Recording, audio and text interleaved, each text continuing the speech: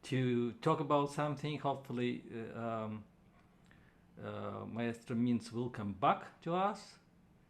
But maybe you can play just a little bit more, and so everyone can hear the rest Sure. of the Polonaise, and while we work on getting Mr. Mintz back. Okay.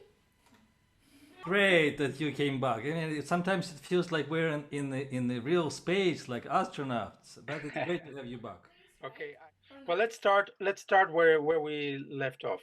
Yam pam pam pa pa pa pa pa pa. So first time or second time? First time is fine. Okay.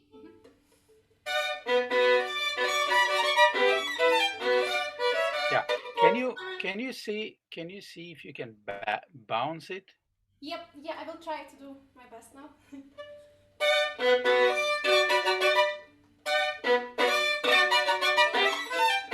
Yeah. In order to do that, and let's be a little bit technical, you cannot, if you really want to bounce things, it is really, really vertical. It is no usage of space on a bow. So you need to really be jumping this thing, okay? Okay.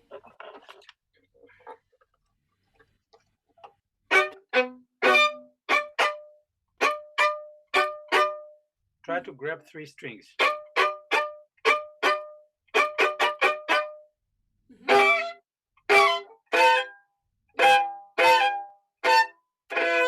Not, but.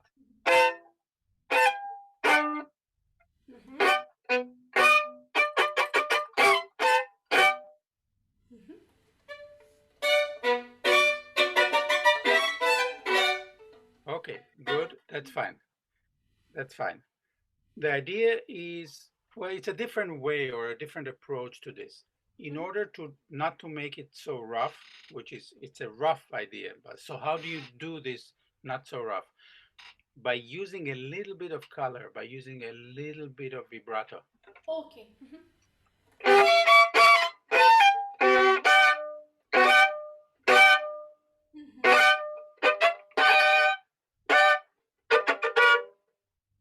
Yes.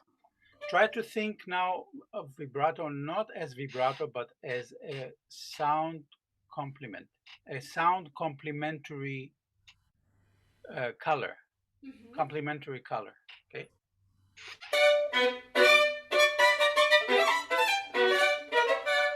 Okay, it's already better, but here still.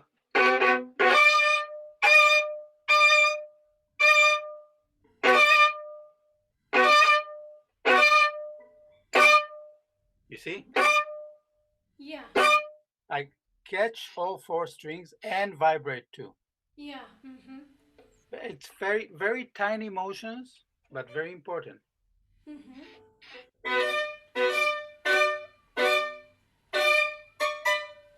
Yes. Remember, in this case, any usage of bow or bow speed would be against you. Oh, yeah. So really bounce it and vibrate. So we'll just get a ring to the chord. That's all we have time to do. Yeah. Yes, just a ring to the chord. Okay.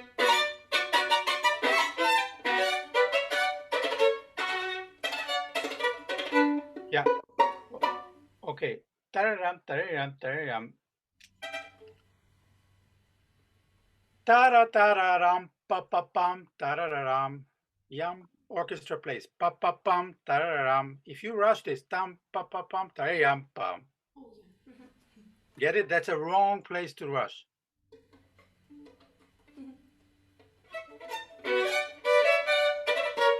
Pa pa pa pa pa pa pa pa pa pa pam.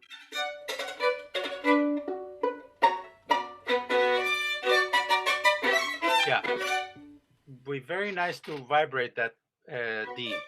Yeah.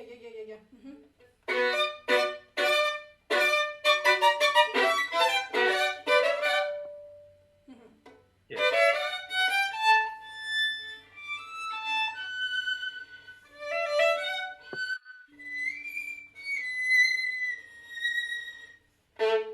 Okay, now they also have their ritenuto. So in other words, what Wieniawski is doing is there are a couple of bars that are formal, and then Wieniawski actually develops it in a form of ta ta ya ra ra in a flageolet way, very violinistic, ta pa, and then back pa pa pa pa pa.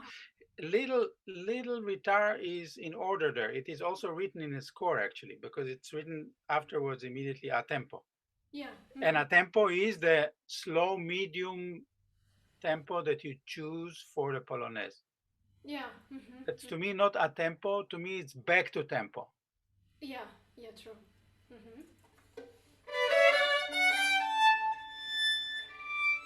Pam, pa, pam, pa, pa, pam, pam, pam, pa, pa, pa.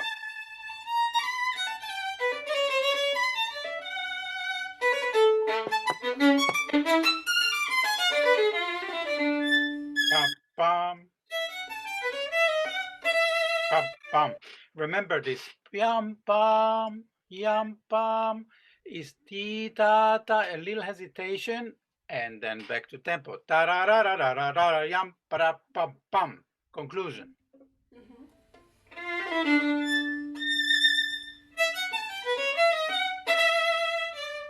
You're still, in my view, you're still a little bit too anxious. Ta-ra-ra-ra-ra, ta-ra-ra-ra, pa-ram. Yam pam, tararararararam, pa pa pam pam.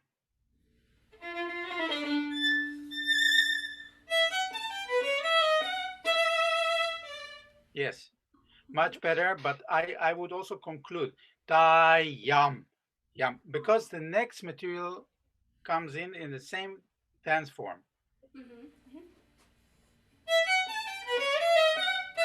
Pam pam. You see, it's not.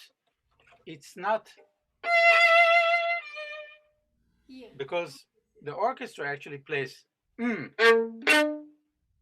one, so it's pam pam pam. Okay, and then it continues. Pam pam. Yes.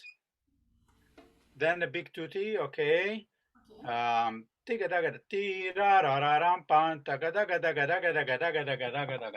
I know some versions, by the way, I know some, this is just out of curiosity, where the piano part, when you play is actually played twice,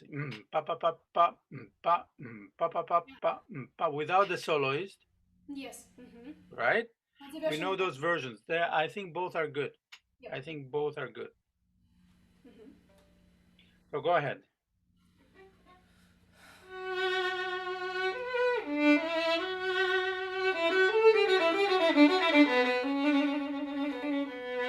I think you are taking away from the music. Although, look, it's written twice. G pa pa pa pa pa pam pa pa pam pa pa pa pa pa pa. Now what? Why ti ta ta ta ta ta ta? It's the orchestral part calls for pa pa pa pa pa pam pa pa pam. So in other words, you know, in spite of our traditions and in spite of the wonderful violinistic things that everybody tries so hard to outcompete themselves, let's take a look at the piano score. Pop, pop, pop, pop, pop, pum, pop, pop, pum. What does that tell you? I don't have time to do something extra. Right, do it here. Because there's nothing there with the orchestra. Nobody is there. Yeah. If you want to do something, okay, you're entitled to, that would be a good place to do it. Okay. So, go ahead.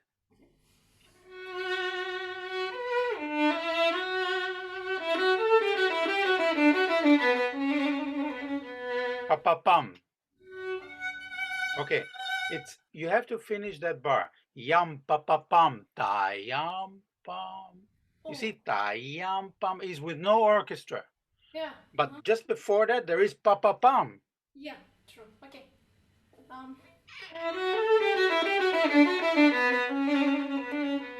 Pa pa pam. Yeah, you're waiting too much. You're waiting too much, and you can make a little more.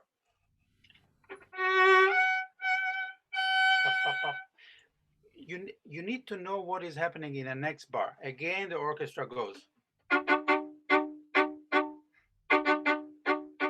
So how do you lead them in?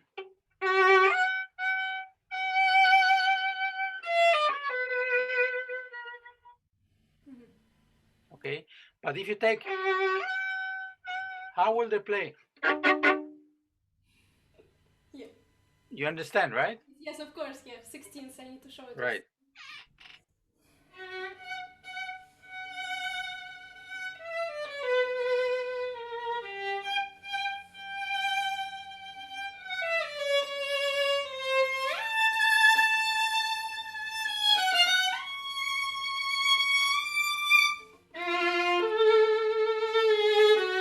Okay, you have portatos there. Okay.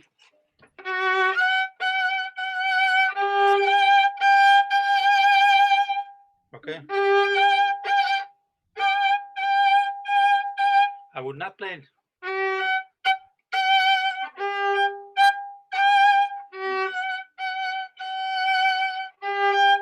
Because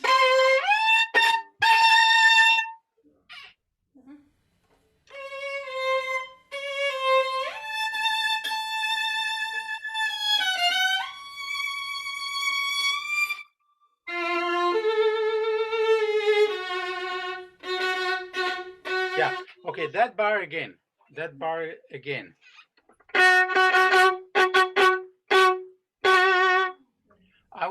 I would actually not slow down, but I would hesitate just tiny bit. Okay.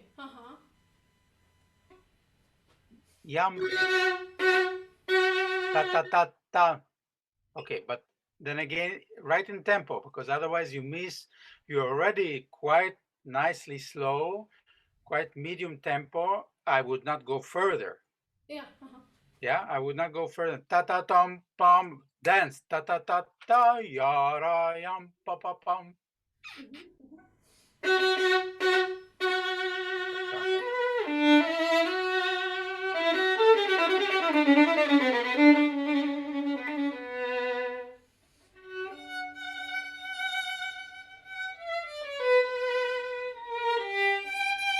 Yeah, very nice. I mean, you have very nice and lyrical playing, but I am missing a little bit the phrasing.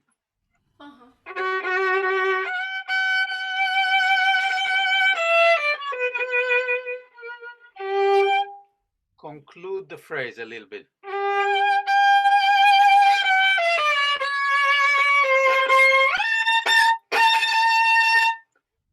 Yeah.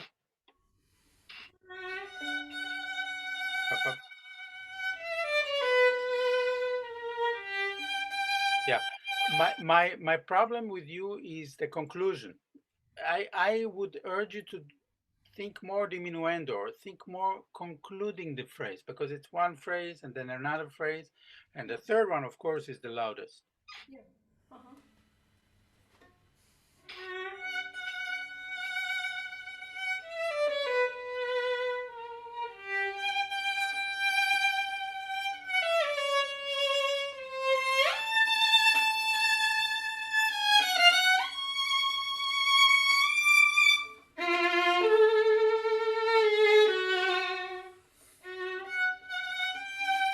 Yeah, I think it's again, I still feel that you are jumpy. Ta-yam, pam, pa. See, it's a modulation. It's a modulation. It's a beautiful modulation that Wieniawski gives us the pleasure of enjoying. So this is a place where we can take a little bit of espressivo time.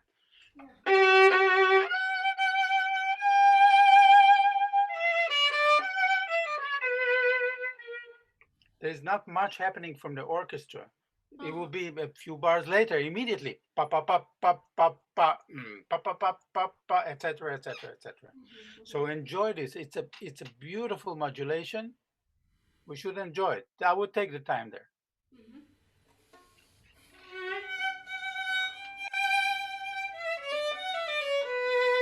Yeah, to me this is rushing.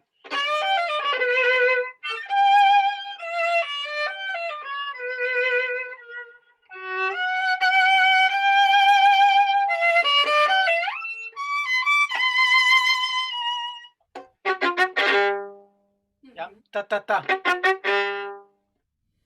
You see, I get right back to tempo. Right back.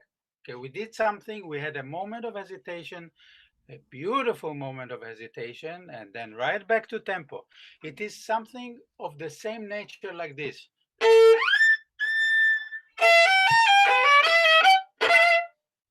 It's in a way the same thing. I mean, he asks a question or he presents a modulation, and we go back, and we go back, and we go back into the dance. Yeah, that's what this music is all about.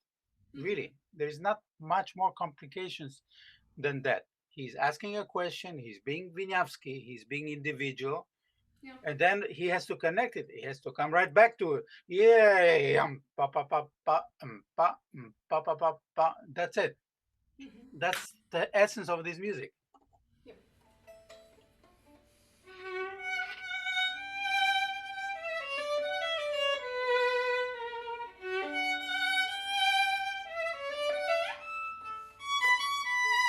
Yeah, be very careful. Be very careful.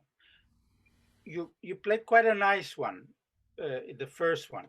Okay, I know that Wieniawski has a legato there.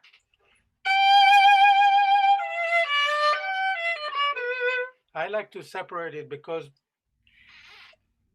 you don't want to sound too straight in a place where you need flexibility.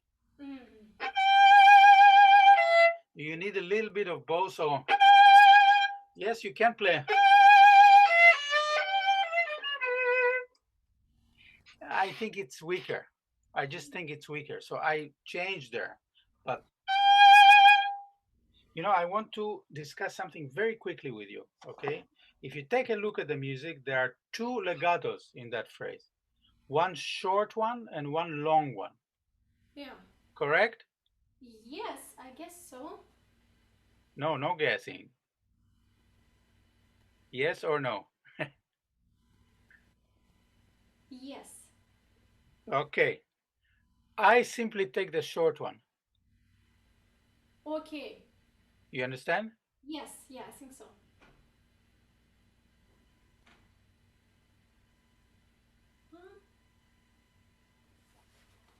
Yep. You understand? I mean, I try to be logical with my choice of bowings and fingering. Of course, it's a one man's opinion, and one can always discuss or argue or change. But I try to take the reasonable solution out in these kind of cases. Okay, Wieniawski is not Bach. Bach, I would think really 10 times before I change a bowing. But Wieniawski, well, I mean, Wieniawski asks you to do a couple of very demanding things technically. If it is more comfortable and you are not ruining the phrase or not ruining the sequence or a formula, you are more flexible. You have more room to change bowings in Wieniawski than in Bach. So I mean, this is where I come from, and also.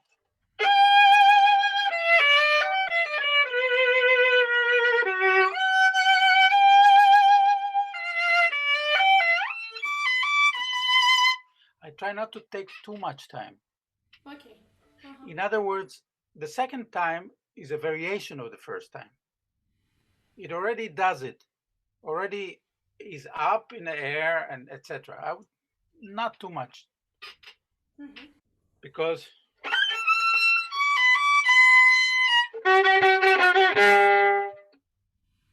tempo starts immediately, right? Okay, yes, right.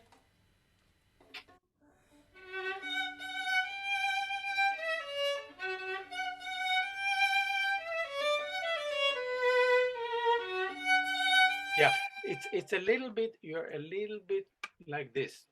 Stop there, you know. Ta, ta, ta. Stop. This is a place where the orchestra will not have problems following you. So I would take time there. I would be a little bit more elegant, you know, not pushing, you know, because 2 bars later you will be pushing again. Yep.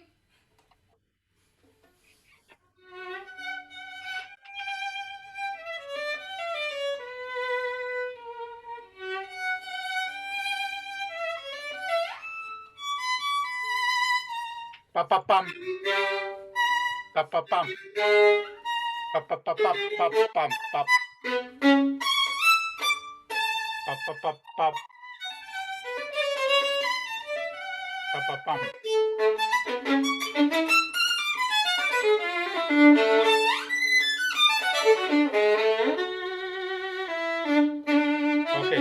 Okay, in those 2 bars, you can't again.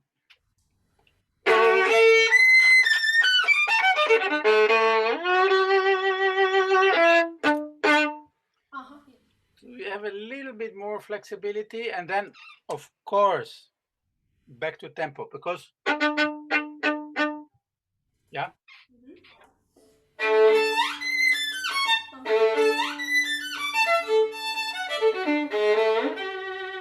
Yeah, but why are you using so much, why are you slurring?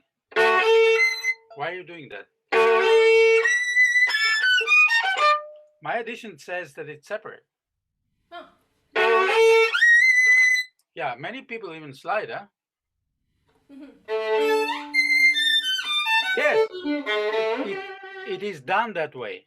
It is done so that you take time at the top. Yeah. Okay? Okay.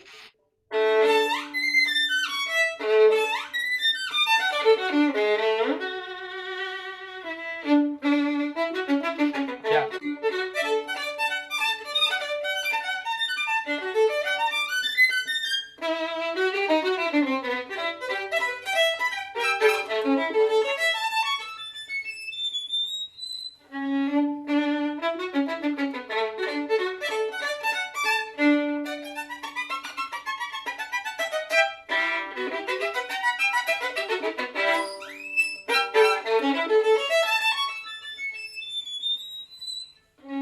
Very nice, very nice, very nice. But if you take the more difficult version, you need to be in tempo with the orchestra.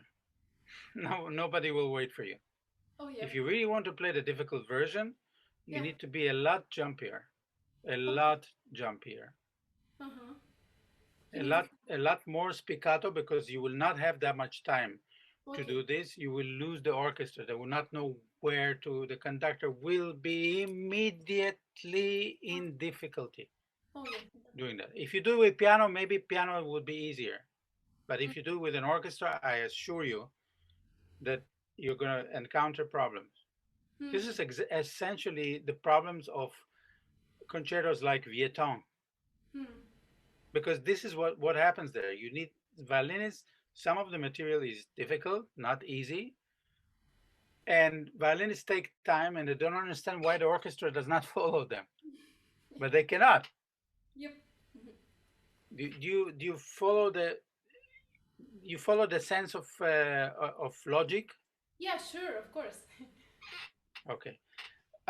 If you want to do the more difficult version, then you need to be jumpy, huh? Okay. Just do the few bars before.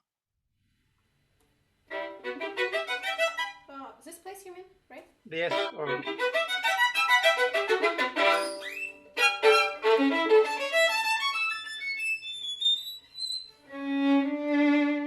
yeah. Okay, let's look at the orchestration. Pa pa pa pa pa pam. Pa pam pa pa pa pam. That's the orchestration. Pa pam pa pa pa pam. Now play this thing with me. Okay? Play these last 3 bars. Pa pa pa pa pa pa pa. Yeah. Pa yam pa pam. You need to do that. Pretty much like this, right? Yeah. What your biggest enemy, my dear? You're a good player, but your biggest enemy would be overuse of bow speed. Okay. What you need to know about bow speed is that the minute you overuse bow speed, you slow down. You don't become faster. Mhm. You slow down. And when you slow down, it is not in your advantage. I mean, you may lose orchestras like that, or desynchronize a certain concept. Mhm, mhm. Okay, so in other words, the tempo is this: yam pa pa pa pa pa pa pa pa pa pam pam pam pa pa pa pa pa pa pa pa pa pa.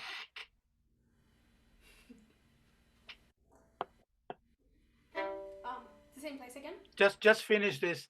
Just finish this, and we unfortunately, I believe we need to conclude. Okay, okay. But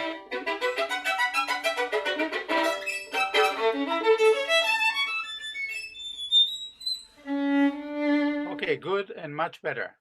You can still do it better by not giving it so much importance and really just try to hit the note. Yeah.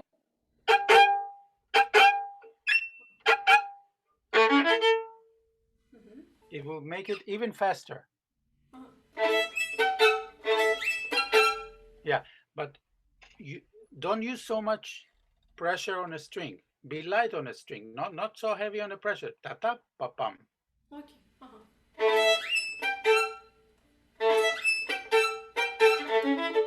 Yeah, Uh-huh. there is a technique. Yeah, in other words, it's more vertical technique that needs to be used in that space, and Yeah. then you will be on tempo. It actually will sound quite brilliant. Mm. It would sound quite brilliant. Okay. Well, good luck to you. You play wonderfully. Very Thank nice. you so much. Thank you so much. Thank you. Thank you, Olga. Thank you. Thank you, Shlomo. Thank you. I can tell that you integrated in your teaching part of you, which is now a conductor. So Well, you you know, talk from the different point of view as well. well, you have, first of all, you have to, but it's not only that, it's something actually quite holistic because you need to know, you need to calculate, and there are many soloists who sometimes miscalculate the concept of carrying 40 or 50 people behind them. Sure. And it all depends on what is done. There are many things that could be done. Many things could be resolved through rehearsing. But then again, when you travel quickly and you play difficult repertoire, traveling quickly, you need to adopt a practical approach on what works with an orchestra and what doesn't. And so I would say that this is part of an experience as a conductor, but it's also the other part is an experience as a soloist, where you need to know what the orchestra will do for you or will not. Of course, yeah, we really have to learn the score and study the score, especially with concerto. With any concerto, it's important to know what orchestra is doing because actually, very often it's a symphony, like Brahms and big concertos, Beethoven, Tchaikovsky. It's not just a violin with the orchestra. It's Right. symphonic Speaking of, music, and also it's integrated. So we have to. And it's a great advice for everyone, for students, always to learn the score or piano part, so we can see not just one line or two lines with double stops, but really the whole pictures. not But only, but I will mention the very interesting thing you asked me about Dorothy DeLay. Um, I don't know if you know this, but Heifetz, when he studied a new concerto, he first played it on a piano. mm-hmm. He was a quite accomplished pianist. And Miss Delay was too, right? And Miss DeLay admired that particular point very much with Heifetz, so much so that she was improving her piano playing. And I can tell you personally, I have done Sibelius concerto with her complete, Really? where she was accompanying me on a piano. And that was something I would remember about her.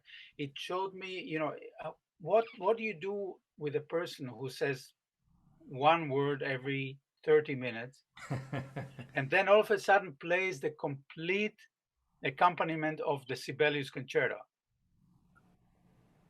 Of course, it's a different angle. I think it's a great example to be not just one-dimensional, but to learn from the different aspect of the piece. Of course, if you can play, but even if you're just aware of what's really happening, and when you learn the phrase, you know what orchestra does. I think it's very productive too. But it's great. I mean, everyone would be thrilled to hear you say this, because I never heard that she would accompany you. I know that she was capable of doing this, but it's a wonderful story. I would like to introduce the next guest, because I think she's been already waiting and getting cold. And Sorry about that. no, it's my dear. it's wonderful. The time doesn't matter to us. E-song, right? E-song. Yes, as long as you stay with us and don't leave us, Of course. we have plenty of time. And this girl is you sang Sophie Lee, and she's a wonderful young accomplished violinist. She won Minuhi International Junior competition a couple of years ago in London, and I've known her for a few years. We've been working from time to time. It's a real joy, actually, to know her and to work with her. She's extremely talented, and we even performed together last year in New York as part of Juventus Pro Musica chamber music program in New York. So I'm really looking forward to hear Sophie playing Paganini Caprice 4. When it's just violinistic issues, we can talk and try to focus. And then I'll have a couple of questions afterwards. So don't leave us.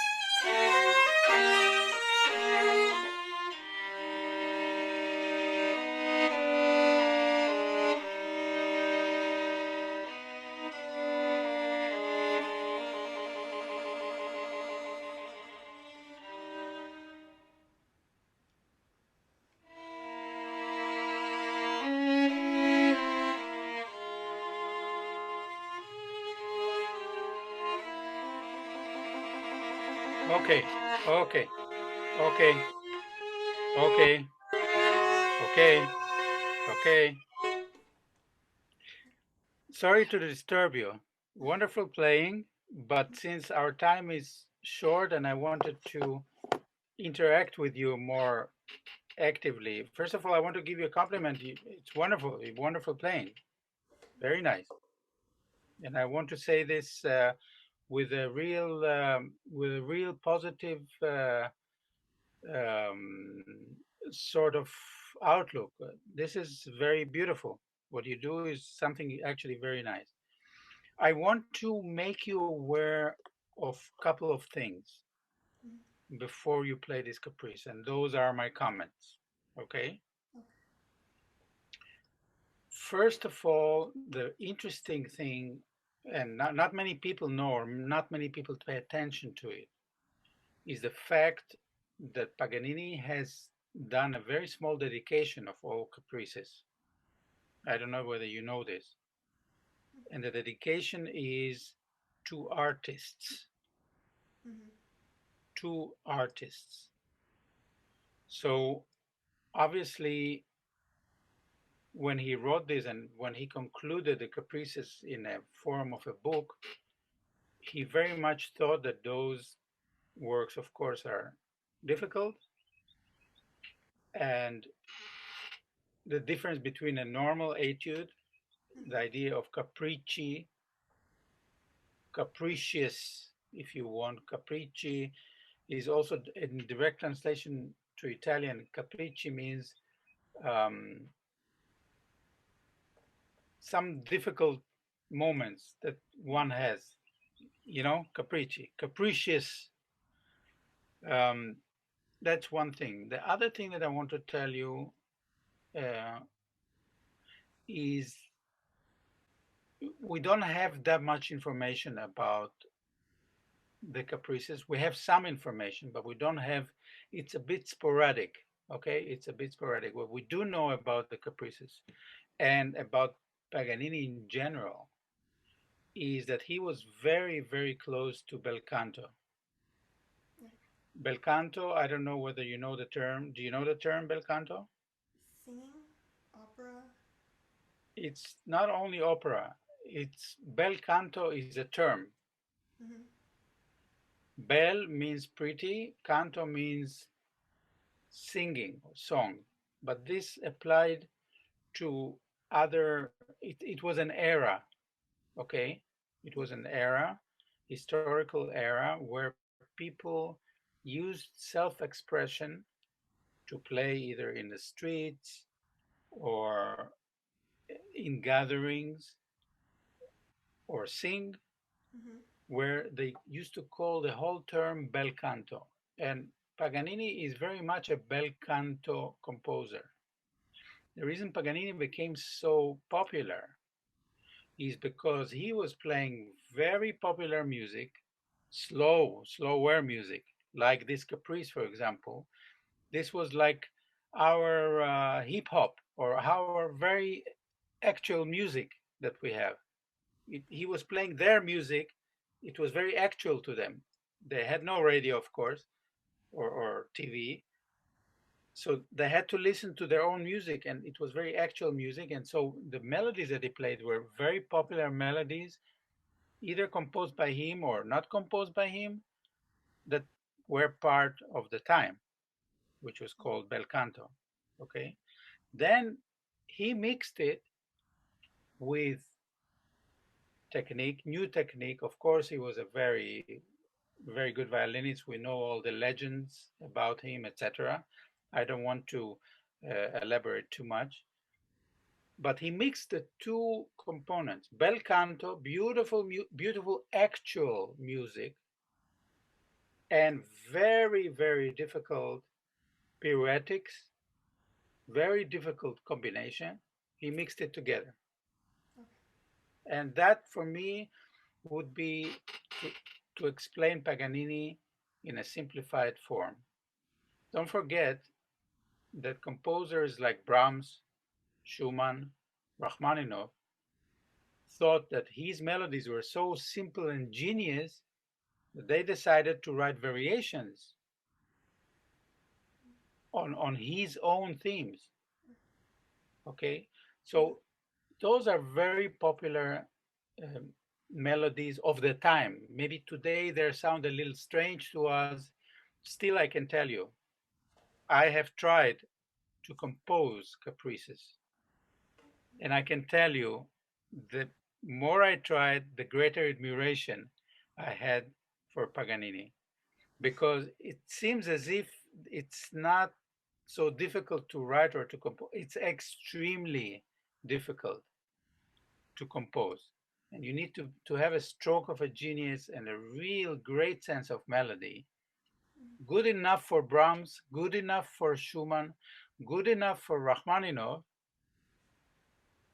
to adapt it. Okay, so this is what we're dealing with. Wonderful playing, I would simplify it. I like it simpler. Okay, in my view, again, everything is wonderful and you've thought about what you're doing, but what is missing for me is the street simplicity. Street simplicity. You would be playing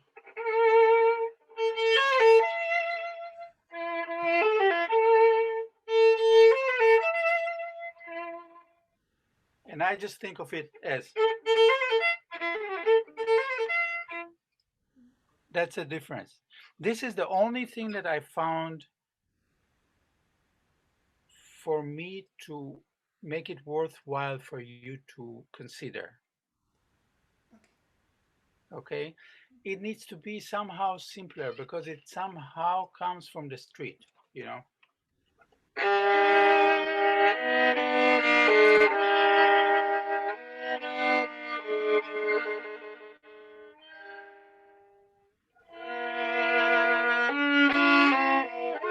I played it like 15 seconds shorter than you did because I don't think there is so much in that music. Yes. I think it's the melody is the most important component. So if we give it too much weight or too much importance, we miss the idea, we miss the spirit. Simple. Simple is good. Simple is not bad. Yeah? Yeah. You know, I mean, you played it wonderful. I would urge you to use a little bit more spiccato. I like it jumpier. I studied these caprices in a more jumpy manner. Let me, for example, you know,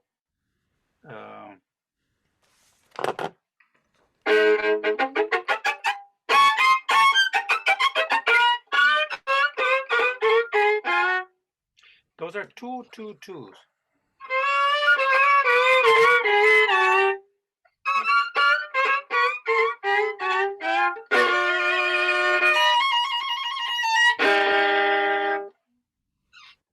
Right. Things like that. Simplify everything.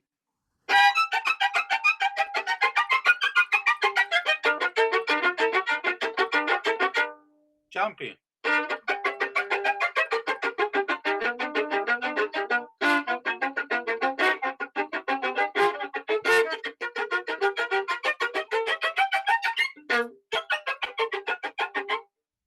Jumpy. Jumpy and light.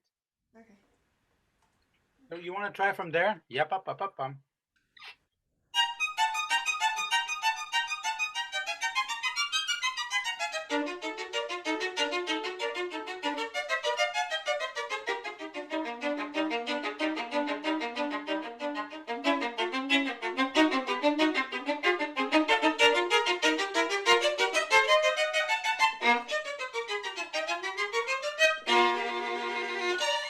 Yeah, and it's not, you know, strange things, but it's not.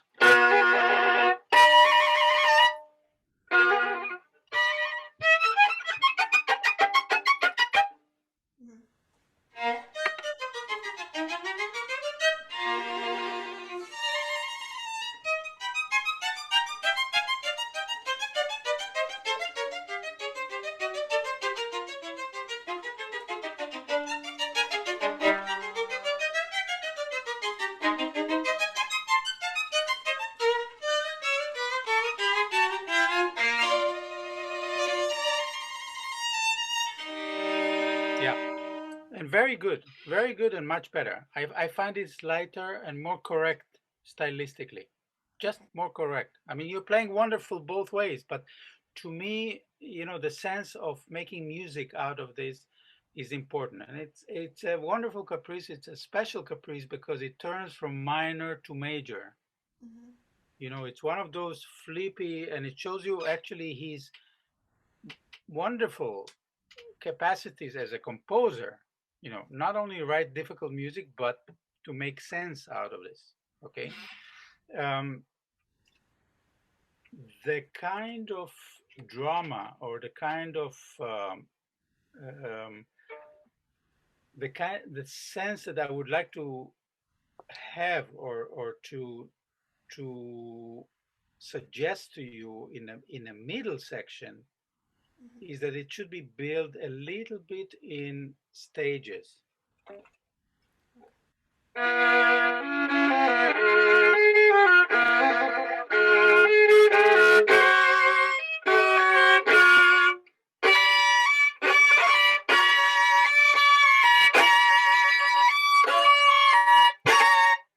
The phrase needs to get somewhere a little bit.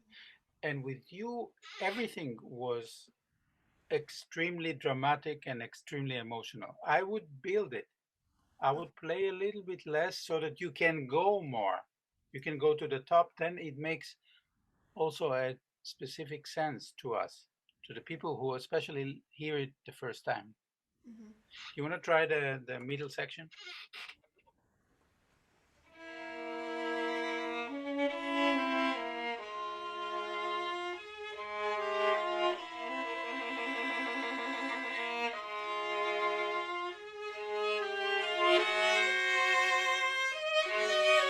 Yeah. Okay.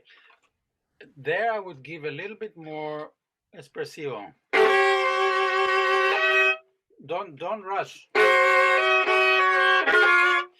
Don't rush. This chord is more dramatic.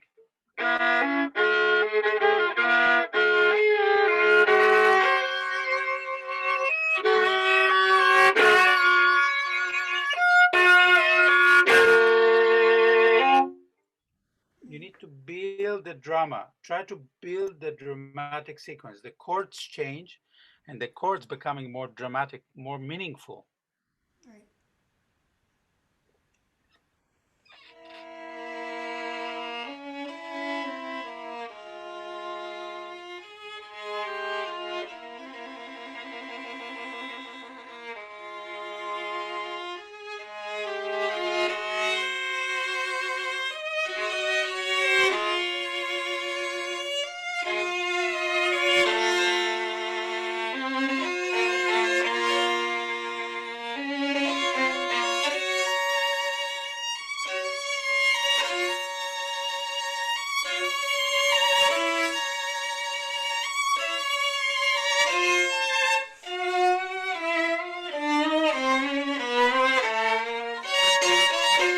Yeah, I think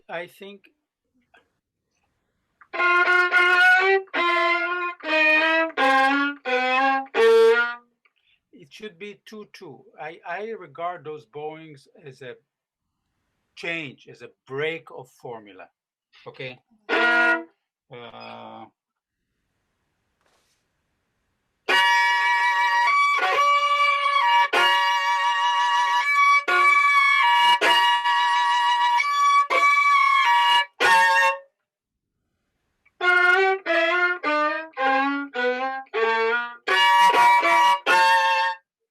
they're more important material, less important material. I find the octaves less important. Right. Okay.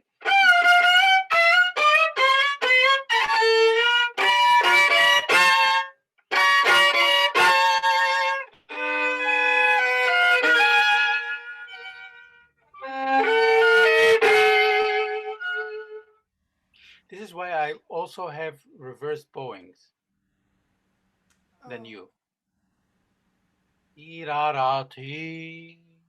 Tirarati. Dmitri, I can think of a couple of operas that sound like this. Tirarata. Even Tchaikovsky. Huh? Tira-ra-tira, tira-ra-tira.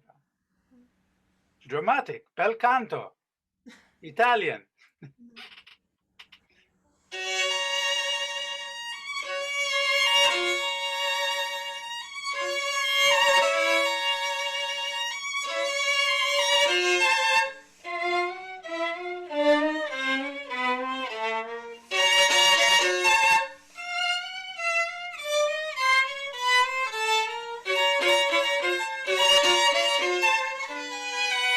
Yeah, stop a little bit, stop a little bit.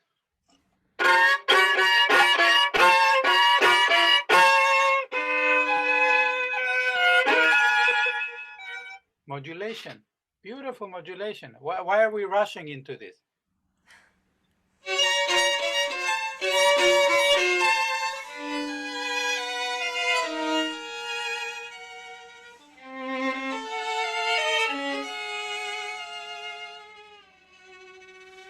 Yeah, you see, but this I wouldn't do. No. Because it's not part of the music. It's simple, my dear. Simple works. Simple works. You know, I tell you something about simplicity. It's one of the most difficult things to perform. Most difficult, because you have to contain your personal wishes into nothing. Okay, just here, here. With open hand, you know, open hand is very important. Okay. If you like do like this, no, open hand, yours. You want to have it, fine. It's important in Paganini's music. You know, there is a story about Paganini that I will not make it long, but very, very short, but it's just, you know, one thought comes after the other. He was walking once down the street and he saw a beggar was playing the violin, not very well, and he had just one coin. And he felt sorry for him. He said, come on, give me your violin. He stood there, started playing, and of course, in few minutes, big crowd came in. A lot of money was poured in to this beggar's thing, and before anybody could acknowledge or understand that he was playing, he was already gone. He gave him the violin and he was already gone. He disappeared. It's a true story, and it's an important story.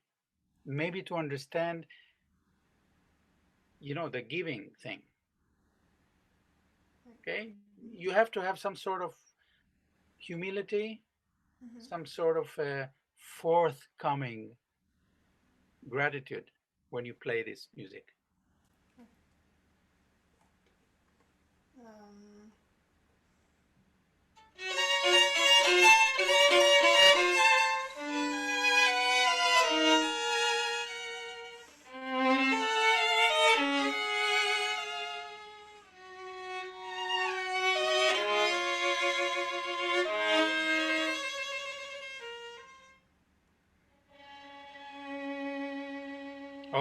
Okay, very good. Very good. You created a nice sound, but in my view, your timing was too long. It became all of a sudden too dramatic. Simple.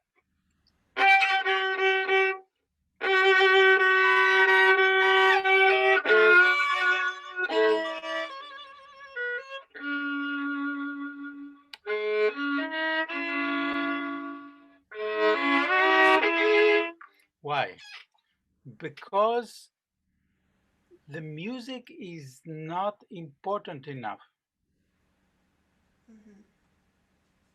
It's okay, we can move forward because it's simple, it's beautiful, and if you preserve a certain amount of timing on it, take away the too dramatic dimension, you will actually get a simple, beautiful view.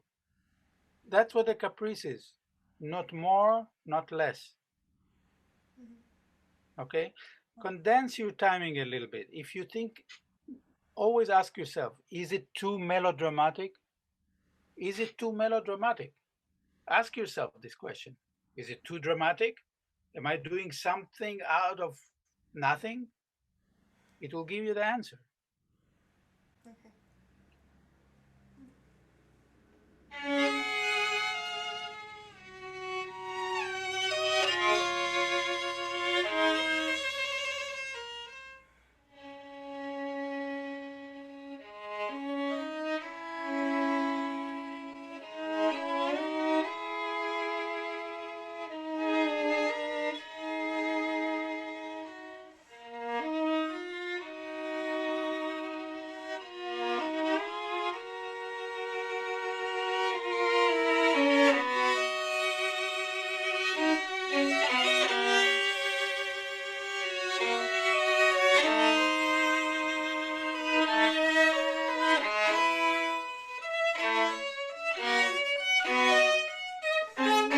Yeah. To me, you have to see the music a little bit in this way. You know, the 2 2 2 2 Yeah. bowings, they come in very specific places. They come in fast material and they come in slow material. And this is the connection. So I would really, for example, this I would articulate. Param, param, param, param, param, param, pam. Okay. Okay, it's a moving chain. It's a moving connection. Okay. Mm-hmm. And also I would, for example, that I would drama wise, I would do it a little bit earlier. Uh,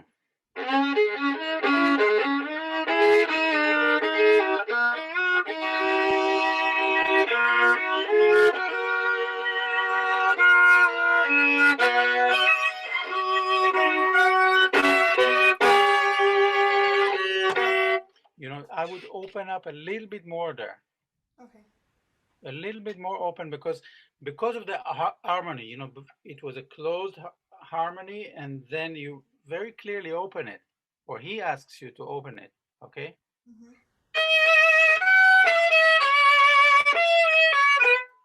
Mm-hmm.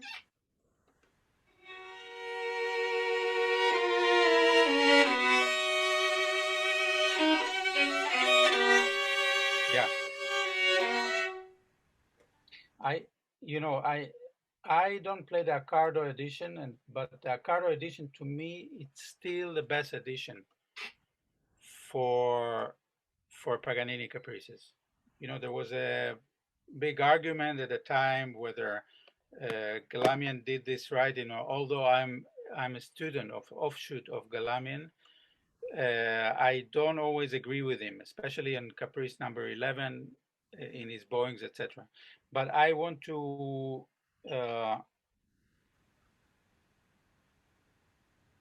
you know, in the 5 sharp, do you have the music in front of you? Yes. Okay, in the 5 sharps, you have 3 notes that are connected. The 16th notes are all 3. I'm actually trying to connect it.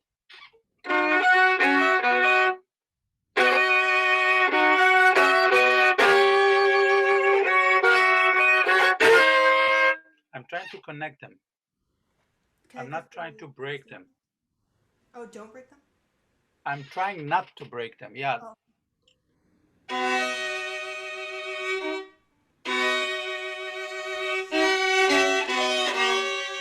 Yeah. Yes. I took that decision because I think that I have a better chance of making this legato, playing all 3 notes without breaking. Pu-wah, pu-wah, pu-wah. Right. Okay. Tee-ra-ra-ram, tee-ra-ra-ram. Of course, it's difficult. 3 notes or 3 strings. Yeah. But in order to do that, there is a way of doing that. There is a way of doing that.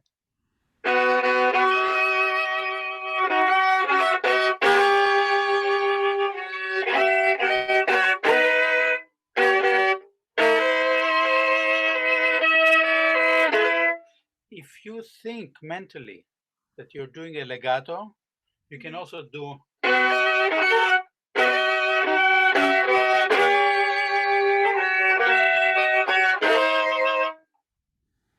if you stay in a mentality of legato, it would almost sound right.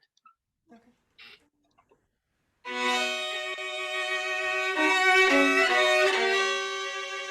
Yes.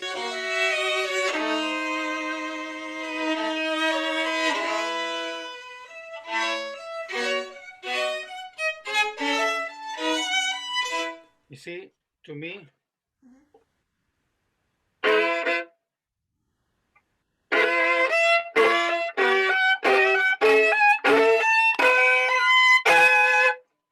I try to take three strings together Okay. and not separate, not doing anything that is disturbing. It's two, two, two, two, two. That's it. Mhm. And if you are able to connect the two, two, two, it will connect to the other two, two, two, and the other two, two, which come later. Right. It's part of his formula.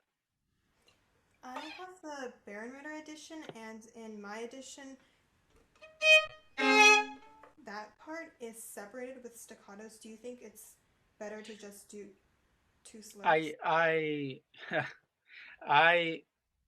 I'm sure that Bernreiter went to some corner of the world and found some edition that said two separate, and then he put it in front of all of us to see.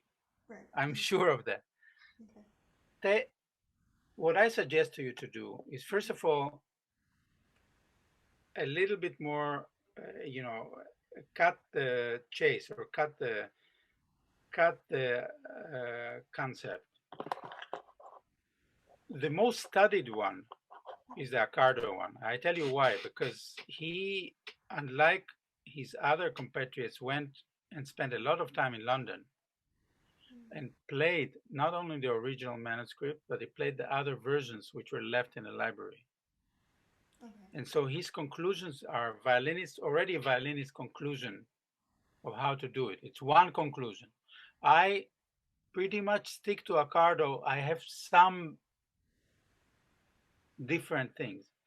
I think, for example, it's more important to keep the 2 2 2 2 2 instead of thinking, oh my God, the Bach found, it's like, oh, Bach found one separate note. Okay, we all play separate now because it's in and we are now on YouTube and we have new equipment and we are modern. And do you follow my drift? Yeah. Okay.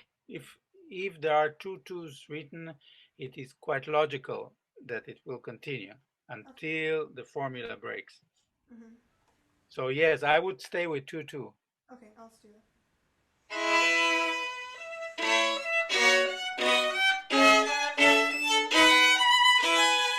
Okay, we also need to be practical. We also need to be practical. And not all, see,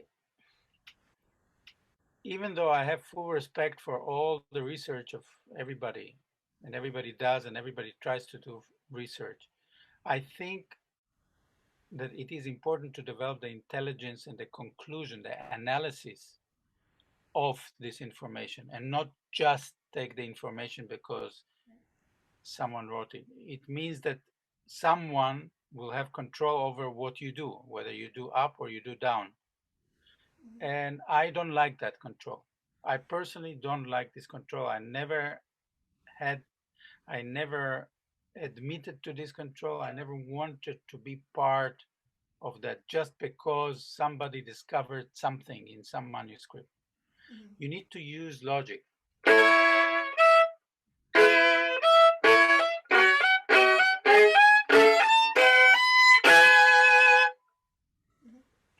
It's a straight way out. It's a straight way out. It's a simplified way out. I know that everything is written there and maybe there's one separate, but then you have to reverse your bowings and already you are technically in trouble, technically uncomfortable. Stop for a second and think, why? No need. You change the bow where you think it is not disturbing the music and you follow a logical sequence.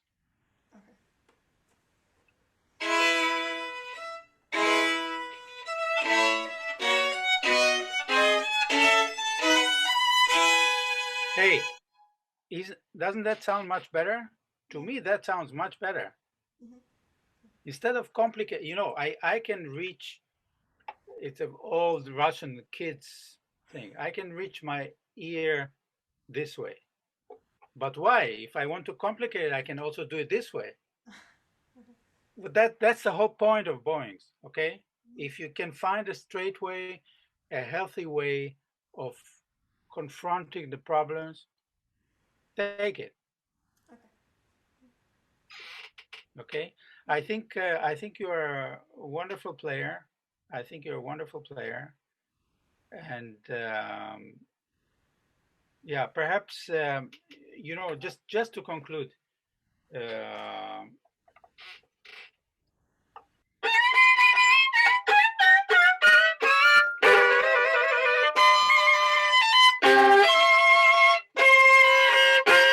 you see, everything to me, this music connects.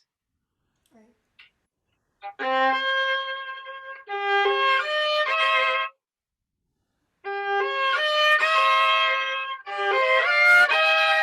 This is why it's always up down for me, because the music in the beginning connects to the end.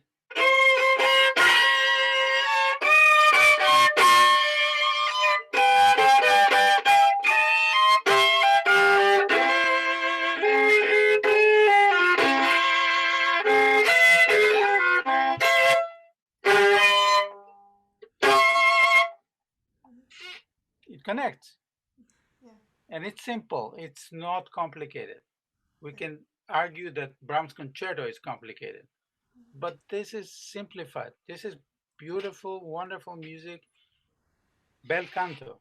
Sing it out. Sing it with logic, sing it with simplicity. Keep your hand open, because the people that are listening to you perhaps will give you a coin or 2 coins.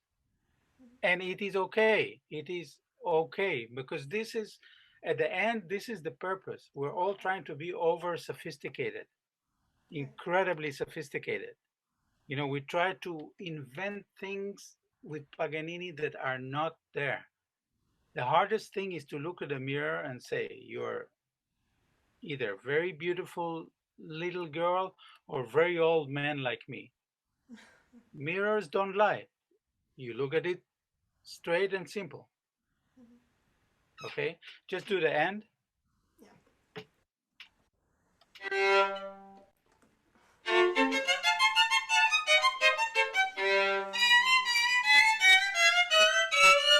Yeah, also here. Tara, tara, tara. Do the second, really cut and make it very clear, the bowings. Those are the very few things that Paganini actually left us with, some very specific information. I like to really articulate those things. Tara, para, para, para, para, para, para, pam.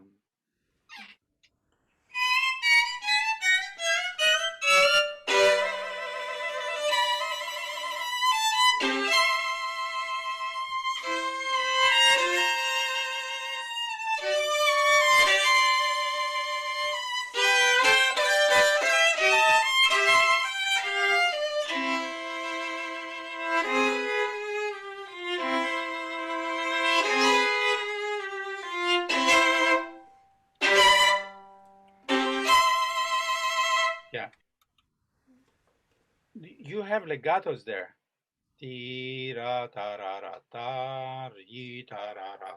Right? Yes.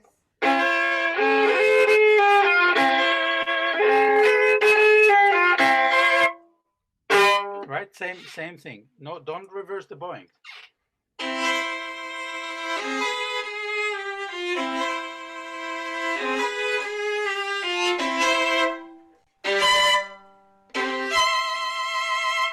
Yes, simple and straight. And it's beautiful. It sounds very beautiful. Bravo. Thank you. Very good. Bravo, you're a very good girl, very gifted player. Thank you. Indeed. Thank you, Sophie. Thank you. Thank you, Shlomo, for this wonderful guidance and all these advices, very thoughtful. Before we let you go, I just would like to ask you, perhaps everyone would be interested to know, what is your practicing routine? how you keep yourself in a great shape, and perhaps what you can really see how it has changed or evolved over your career of a great violin virtuoso when you were 15, 16, 20 years till the present day. What do you find the most efficient way to not just to keep yourself in good shape, but to feel that you are, like Casals would say when he was 80 something years old, why he practiced, because he said, I feel I'm getting better, I'm improving. So what keeps you on that path? What do you feel? Yeah. Well, thank you for the question. It's not an easy subject because what happens is that you deal with a changing mind. Minds have different phases and different stages. It's physiological, and as you advance with age, you encounter different things, different set of problems, or different set of advantages for that matter. I don't want to overcomplicate or being over philosophical on this subject. However, experience has taught me how to manage practice. We all know that, the professionals, we know that, and professionals do it and use it. Sometimes accumulating bass does not end with 10, 15 years of violin playing. It can continue to 40 years of playing, 50 years of playing, etc. That's one thing. And the second thing is I can tell you that as life progresses, it will be determined on how loyal or how faithful you were to all the work that you have been doing. And that will also determine the amount of practice, first necessary, and second one, the artistic curiosity, which should still continue to guide you in your own lifetime. So I can tell you either way you look at it, students look at it in a different way, the more professional ones look at it in a different way, etc., etc. There are always grades to everything. But if you love the violin, then you will stay with it. For sure, yes, yeah. But perhaps you can just maybe elaborate a little bit. What is actual pieces which you feel, if you keep them in your repertoire, if you come back, if to on a regular basis, you know that you have certain connection with the violin, not as a musician, but as a violinist. Also. Right. Well, I think I personally, I don't have anything specific. I do something specific only when it is more necessary for me to study a certain work or be at a certain deadline with something, etc. You mean you're very natural? You don't practice caprices on a regular basis or scales? I practice caprices. I don't practice scales, but I practice caprices. Caprices is good enough. It covers everything. So you go one a day, you switch, or you feel that you need to maybe pay attention to certain things? I find the caprices the higher form of etudes. Yeah, It's I think really very much like what Paganini has said. yes, it's dedicated to artists, but artist violinist, of course, artist. Yeah. I do it, but I also do other things. I practice other forms of discipline. I can every once in a while I can switch and go do all Isaias or do all Ernst. Mm-hmm. I like doing it that way because it keeps you in an overall gives you an overall view. I think that an overall spectrum is important, and you do whatever is necessary to maintain that spectrum. Of course, it's very individual. Sometimes you find, or I find, to do a little more, and it depends on our, state, psychological, physical stage. Sometimes we need to do more. But I'm sure everyone curious. You already mentioned Paganini, some violinistic stuff. I also find very helpful because it really gives you all the insights about the shifts, about string crossing, about awareness, how much pressure we need to put on the string, and coordination. Of course, Paganini is for coordination, and for the mental, for the musical bonding. Do you have certain repertoire? You just know that if you go, it's more. I was taught by my teacher a lot of Bach. Oh yes, I actually played Bach for Casals.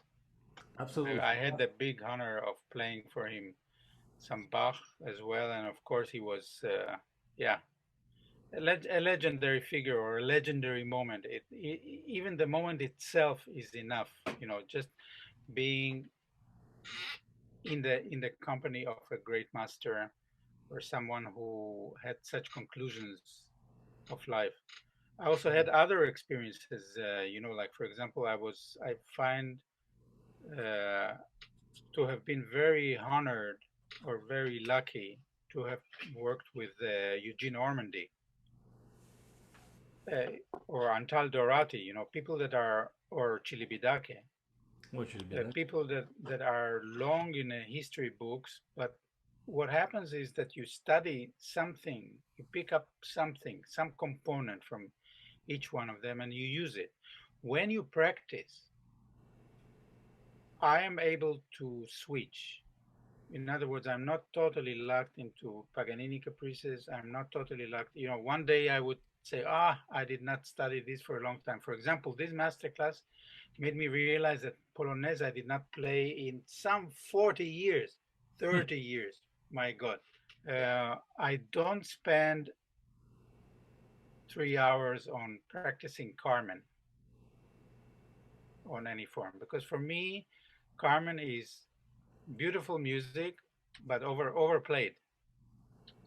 But sometimes if I would like to, I don't know, keep something in shape and not do either caprices or errands, then I would do something else. I would find a difficult piece of music and I would dwell on it. And would you also say that keeping always your door open for the new repertoire, just learning constantly something new, also give us this edge of being aware that we need to still not just to get used to what we play well, but somehow get out of our comfort zone and consciously learn a new repertoire or play chamber music. Of course, it's a great remedy for anything, because you stop listening to yourself, you start listening to your colleagues and to the music in general. I mean, I really love, honestly, I love both. But I mean, during this pandemic, I studied this.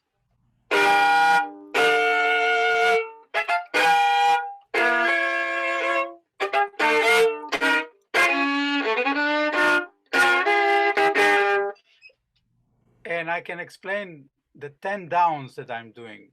Even, at least, I worked it out, So you keep yourself, it's a way of life. I like to say always that it is my most demanding wife. It's great. It's great to hear you teach, to hear your thoughts, because I'm sure everyone who attended, and we have a great number of attendees, and they're still with us. Many, over the 100 people, are still, regardless that we went over the time, which I really appreciate your time with us. And somebody asked, maybe I can also relate, if you just answer one more question. Sure. About developing a good vibrato.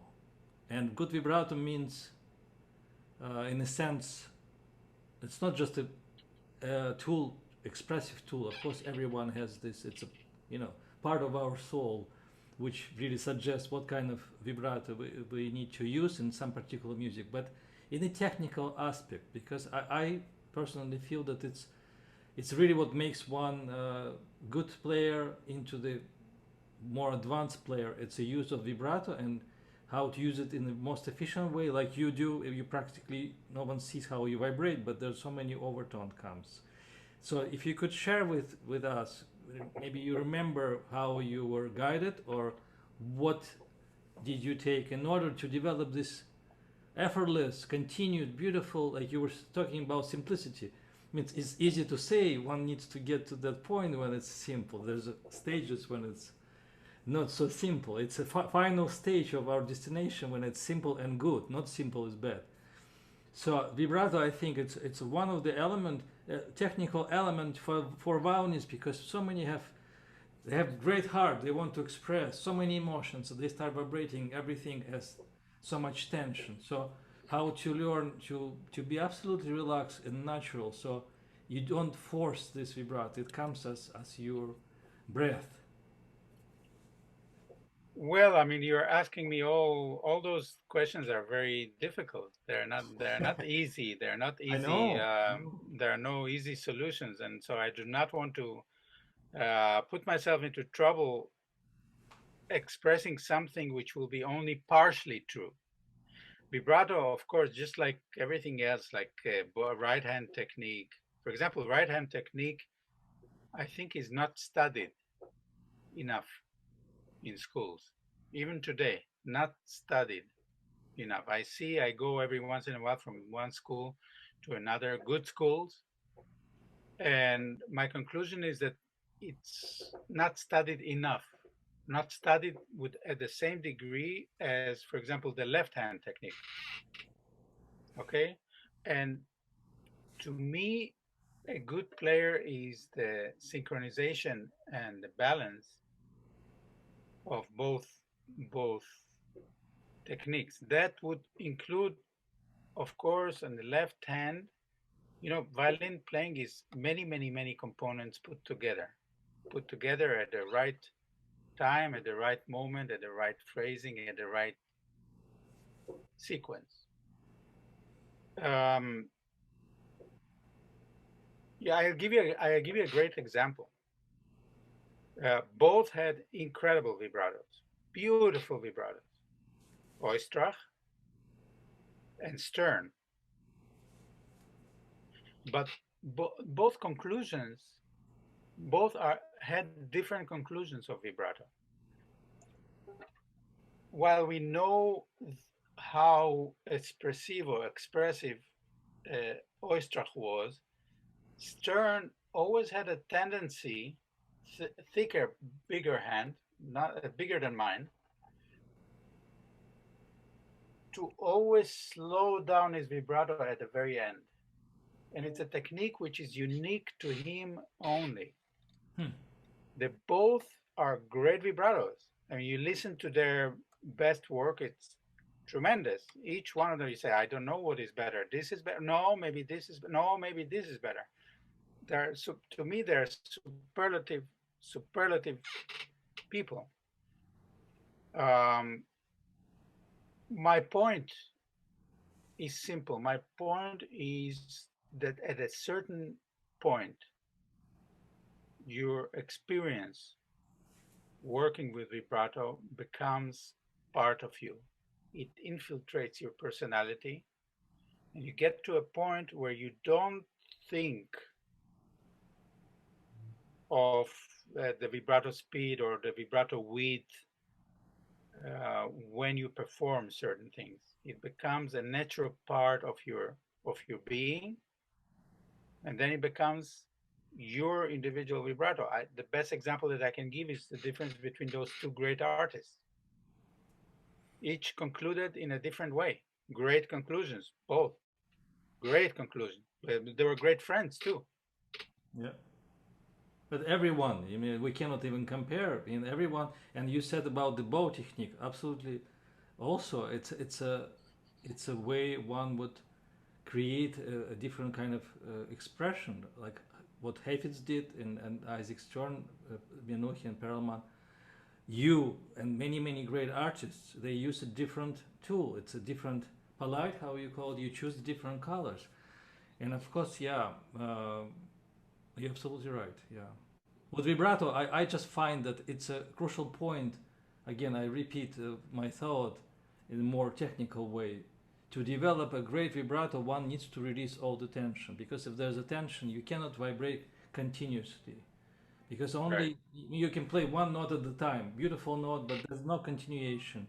So there's a finger and connection with the, like you were just demonstrating, you practically didn't move anything, but your wrist is absolutely free. And I think, in my humble opinion, this is a great tool to develop a continuous vibrato when without stops between the notes, when you can really sing through the line. And this really gives a lot of advantage to just to release the tension. For instance, when I would like to warm up, I don't play difficult virtuoso passages. I try to play a very expressive melody, maybe with double stops, but try to really connect every note so there's no break in terms of vibrato. And right away, you mentally connecting into the music, into the line, and physically you have this kind of inner vibration which leads you through the line. So, well, yes, you see, Professor, you arrived, or you have spent more time in the Soviet Union than I did. Although I am quite familiar with the Russian school of playing. I had an uncle who was really quite a great violinist, who has taught me all the ingredients and the basics of the Russian school. And I was one of the luckier early artists who was able to combine both, combine West, Juilliard, with early went to France, early to Belgian, Franco-Belgian, and of course being Russian, etc. You, at the end of the day, you study all, and you adopt a style which is not only best to you, but it is a style that can adapt to any composer. of course, it depends on the music. Vibrato is related to the music we play, of course. Sure.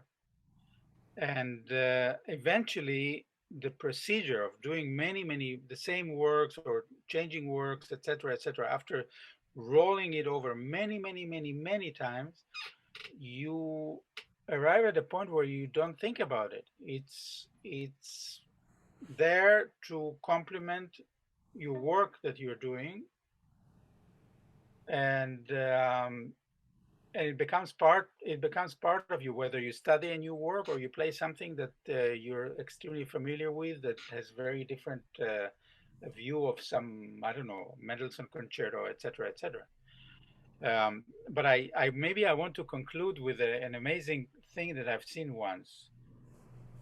Speaking of vibrato and speaking of how to warm up before a concert, I have seen once a very famous violinist, Gypsy, very famous. It will not be mentioned, but very famous. We know him already, right? No, you might not know him.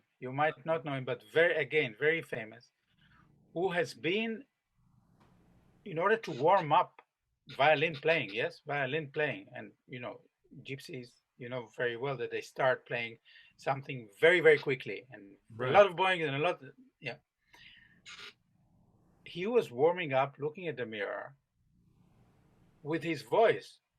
Oh. I said, "What are you doing? Can you please explain to me?" He says, "The inner will warm up, the outer will perform." It's another very interesting way of looking. Wonderful. Every person has his own set of how to warm up. There is no specific formula. Absolutely. Yeah. Your formula is excellent. My formula might be good. We might be warming up in a totally different way. You need to, some people, or with time, you need to warm up you need to spend certain amount of time warming up. I like, for example, recently I like to come a little earlier to a concert and spend 1 hour of practicing. I've never done that before. I always arrived in the last moment, and that is changing. That is changing with lifetime, that is changing with your conclusions, that is changing with your age as well. Sure. But mental work, mental preparation, it's always very helpful. No matter when you're young, maybe we don't take it when we're very young, how important it is. We try to do in a more repetitive way, and then we learn that there's always this conscious approach. If we know what we do, we can achieve this in much shorter time instead of repetition and repetitive. But it's not only shorter time. It's not only shorter time. I suggest to the younger generation, to the people who are still in class, we all spend hours practicing. I suppose the serious people, they all spend hours working. If you will be able to maintain full or close to full, it all depends physically, mentally, if you are there, close to full concentration of what you do, then you multiply the effectiveness of your practice. Because if you know how to manage things properly and take hard decisions, your practice discipline starts to improve. And when your discipline starts to improve, sometimes I think I did a whole world of things and looked at the watch and only 10 minutes have passed away. Absolutely. And I said, how is that possible? I mean, where was I? I went somewhere. And this is a sort of stage that you want to be in, because this way you will have effective practice and effective advancement on your work. And I think it's a healthiest thing to do. Not only for musicians, but our problem is many times, and I've done it many years of stupid practicing, where we block our ear. We're not really listening to what we're doing, and that becomes a wasted practice. If instead one could switch and have the ear in control, because ear is your brain as well. If you have it in your ear, then you also have it in your brain. It's a difficult thing to do if you go 4 hours straight with full mentality. I mean, you really need a break then afterwards. Yeah. But if you're able to maintain that level, you will be going far. Absolutely. This is what I was really interested you to say, and I'm very thankful that you eloquently were able to say those things. That it's better to achieve that point when we are aware of the process. We're not just spending the time, and then when we're consciously trying to listen to what we do, and it's more like a meditative process, and then it really gives us a sense maybe of fulfillment. At least I can speak for myself. It's what keeps me going these days. It's this moments of practicing and listening and tuning myself, everything, my brain, my soul, my body too. Sure. These days. You vibrate the way it's the way you live. You know, we vibrate with the sound that we produce. One last question I think I have from Oscar. Okay. Yes. Well, thank you. I don't know if you see this in the chat. Yes. But he's asking me about Prokofiev, right? The question is Prokofiev sonata. How do you study from his history? Well, it depends on which Prokofiev sonata. Different sonatas have been written in different forms. I think that, just one word about Prokofiev. I mean, Prokofiev is more of a beautiful mix. And the reason being is because he spent some of his time in the West, although being a total Russian. And I think that you can understand the difference, especially if you compare it to somebody like Shostakovich. There is no comparison, I think. Although they're similar, and there is no comparison. Because each person writes music for a different reason. One was suppressed writing music for most of his life, and the other one was depressed with hope that filtered in his music. And I think that people, yeah, you know, as far as the violin repertoire is concerned, one makes adaptations. One tries to find the right sound for a particular. I like to find the right sound for a particular work, not only a particular composer. It gets to even to a subcategory as to what actually should be coming out of your violin. It's a difficult question. Yeah, Prokofiev sonata. Yeah, which one? I mean, solo sonata or you know, the Flute or first one, yeah, they're all different, very different. yeah.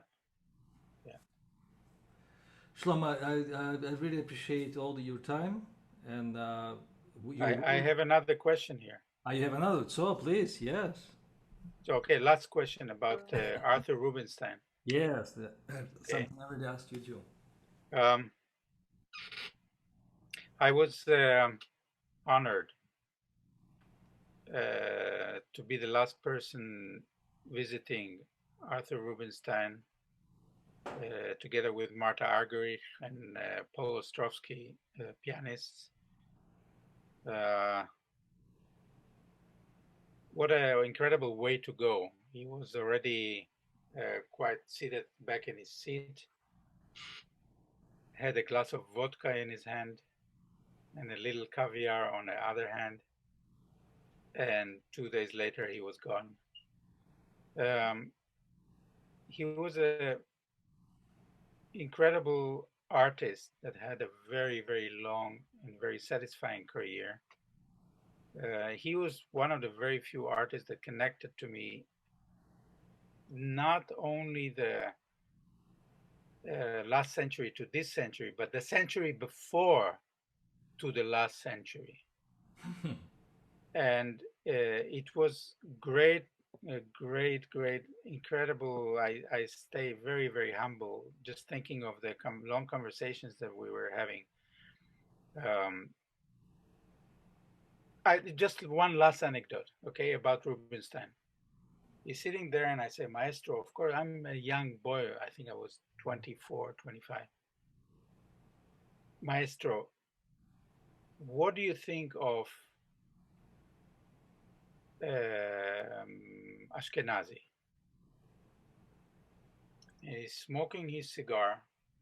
I mean, he had 3 most pleasurable things in life. He's smoking his cigar. And I'm waiting and waiting. No answer. I said, okay, Maestro, can you tell me maybe, what about Pollini? He's sitting there and smoking and smoking and smoking like that. And no answer comes. And I said, Maestro, can you maybe tell, what about Michelangelo? And all of a sudden I see the eyes lit up like this. He says, Michelangelo. He says, no, first I say, please tell me who will be your successor. And without 1 second of hesitation, he said Richter. Just like that. He said, in his cigar, in his mouth, he says Richter. But I said, but what about Michelangelo? He says, Michelangelo said once in a radio interview that if he will ever miss a note, he will commit suicide. Big silence. The cigar goes once, twice. He says, well, I wish he will miss a note.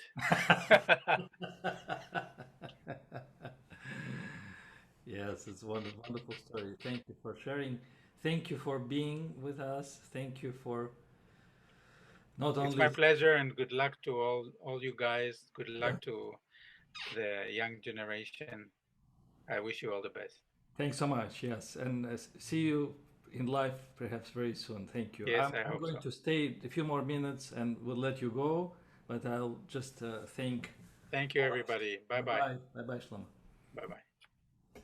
I just want to thank everyone who attended, and it was I think wonderful experience. I'm sure I speak for everyone, and I would like to thank a couple of people who really been helping me. First is Lisa Wilton. She's behind the scene today, but we're all behind the scene except I've been talking, but she's is doing always some work behind the scenes. So Lisa Wilton is director of special events at MSU. Also, I'm very thankful to my former MSU student who joined the team recently and been real help, Austin Burket. He's a wonderful violinist, but he's a very intelligent person and been helping with video editing and some of the other work. So that's great help. And then I've been very excited to share with you that wonderful person who was a professor until last year of psychology at MSU, Lauren Harris, was here, and I hope he can hear me now, because I'm really deeply grateful for all his involvement and for establishing of financial support for this series, and which enabled to bring this kind of experiences to all of us. And I've known Lauren for many years. He's a great music lover. He comes to the concerts. He's very humble, modest, but the work he's done in the past to support College of Music and establishing the fund is really something really, really valuable. And I thank Lauren, and I hope to see him in person in the live concerts. And it gives me a great hope for the future, because people like Lauren are really making a difference in lives of all musicians and in my life, because this was my dream for many years, to honor Miss DeLay, who was my teacher just for a very short time, but she raised so many wonderful, incredible musicians, and it's my joy to know some of them and to be friendly with them and to establish this kind of virtual ground, to have something to share with all of you. And I'm looking forward to our future guests. Next week it will be Philip Quinn, who is my dear friend. Then will be Masao Kawasaki, who was a sister of Miss DeLay, wonderful man. Also studied with him at that time at Juilliard. And there'll be wonderful violinist Chi-Yan, who was a winner of YCA, Young Concert Artist, at the same year in '89. We did it together. And I hope to continue this series next year. Thanks again for the support of all of you, College of Music and Lauren Harris. And until that time, until the next week, I will say goodbye. And please write any comments, any suggestions. I have to share with you, last week after Anna Kikamaier's class, I was really moved deeply, because I got so many emails from you. It gave me such a joy just to sit and answer to your emails. And there are many very warm emails, and there are some suggestions. Even some of the questions today, they came from your emails. So I really would like to engage you in some cooperative thinking, and it's I think it can be a great space for us to communicate, to share the ideas, to enjoy music, and to delve into this something which for professional musicians a part of the life. I'm sincerely curious. I'm really excited to hear a different point of view and to share some of my ideas also with guest artists and with you, because it really affects the way we communicate it later to our students and to the audience. And we look forward for the live concerts, but now it's just an addition to something we would love to have in the live settings. So I will again, I thank you everyone for your support, for your presence, and until next time, which is going to be on Thursday at the same time, we'll say goodbye. And there's a site on Facebook, Dorothy DeLay Masterclass Series, which there's some out of the uploads, and of course the College of Music, MSU. There's a site with all the free registration. I'm trying to tell as many people as possible, use this opportunity. It's absolutely free. It takes half a minute to fill the form. You get an email with a link, and then you can participate in this kind of webinar. So thank you all. Until the next time. Bye bye.